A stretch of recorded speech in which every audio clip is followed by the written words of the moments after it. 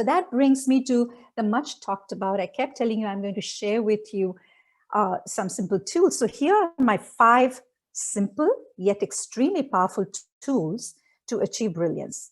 By tools, I mean things that you adopt into your day-to-day life. Now, all these insights that we looked into, to me, they are like bricks on the wall, but your daily practice is like the cement on it. So once you put the cement on the bricks, that's when you have something solid. So here are some of the tips that I want to share with you. Again, if you want, you may write them down. And some of you may already be practicing some of these. Now, morning routine is extremely important because this is what calls the shots of the entire day, the way you begin your morning.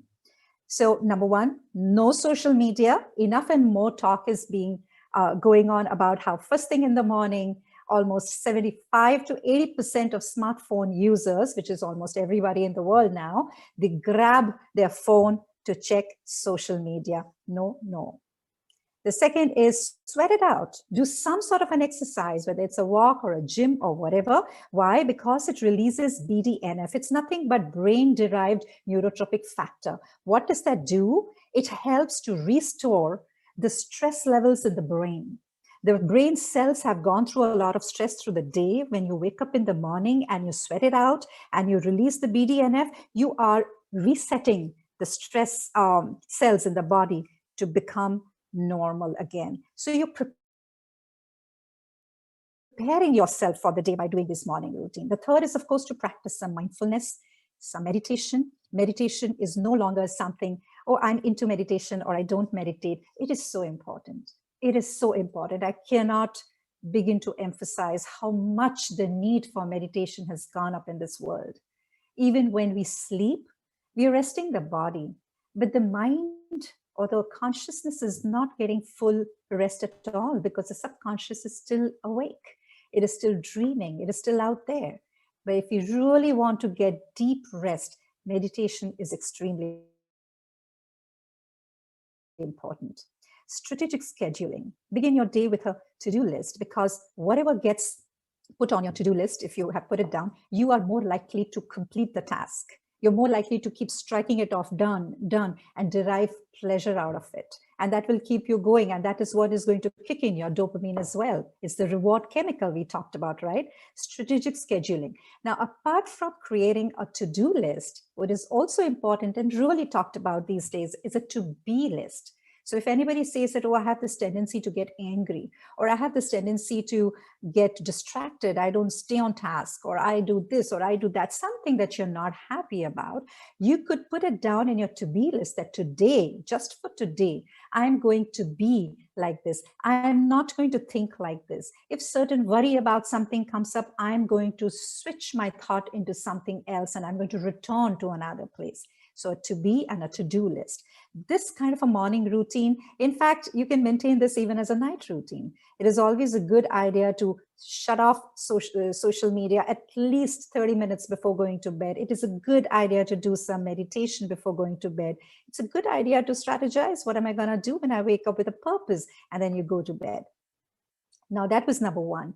Let's look at the next one. Practice gratitude. We already touched upon it, that when you practice gratitude, then, we talked about the victim mindset and the leadership mindset.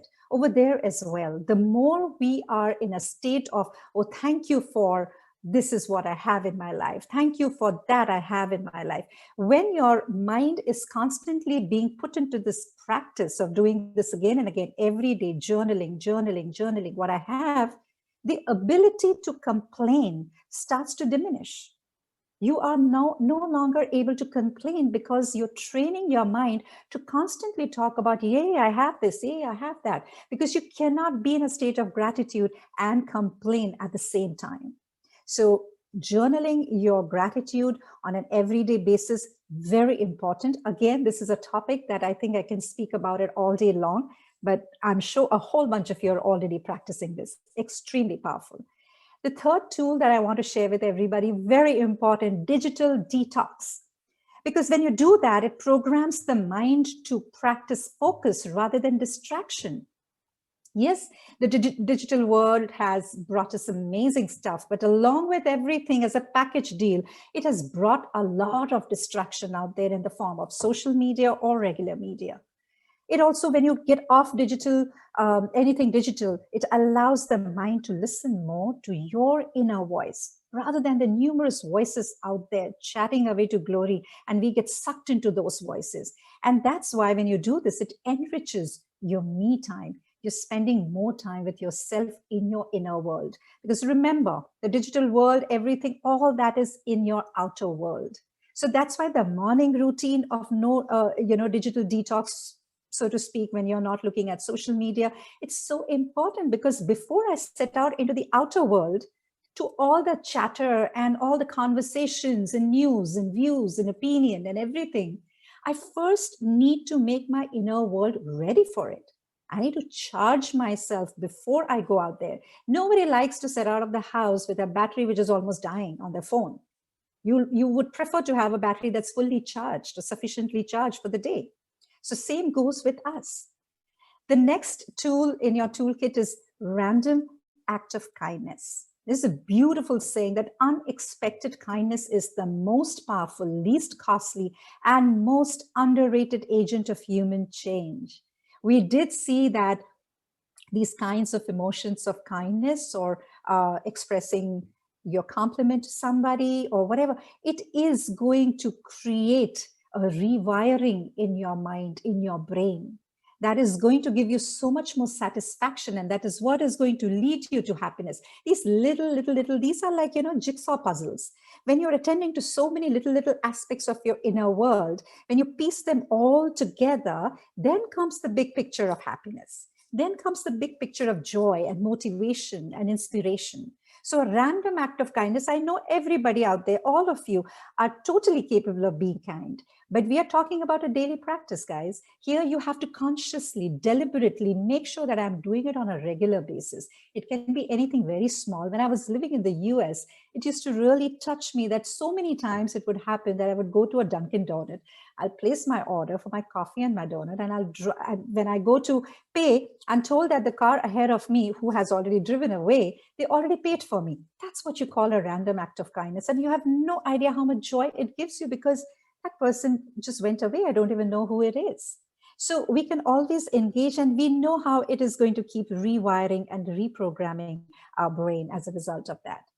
And the last one is be 100%, which means whatever you're doing, whatever it may be, good, bad, you like it, you don't like it, work or at home, just be present.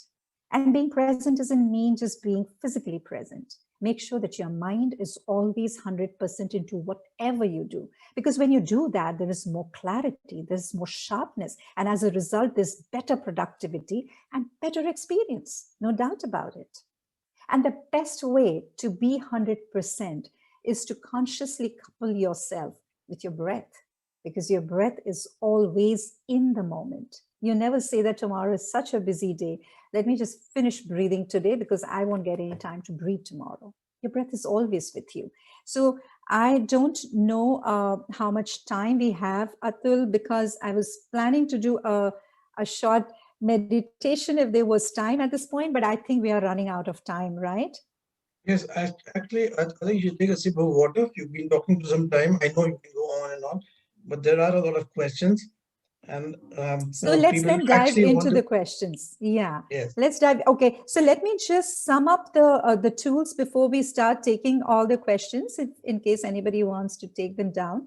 Here are the tools, but you know what? The most important thing to understand with tools is that they have to be used on a regular basis. Whatever you do regularly, you become good at it. Whatever it is, even if it's something bad. Somebody is smoking on a regular basis, then that's it. They become great smokers. They want to smoke every day. It becomes a habit. So it is important that whatever tools we have, let's not just keep them in the toolkit and keep it aside. We got to practice it on a regular basis. And this is a very favorite Spartan war creed of mine.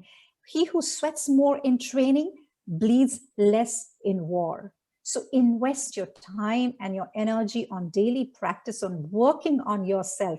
Get employed in this inside job. And then let's see who can stop you from being in touch with your happiness more often than not. So let's again, like I said, we'll look at that statement at the end again, that happiness starts with you, not with your relationships, not with your job, not with your money, but with you.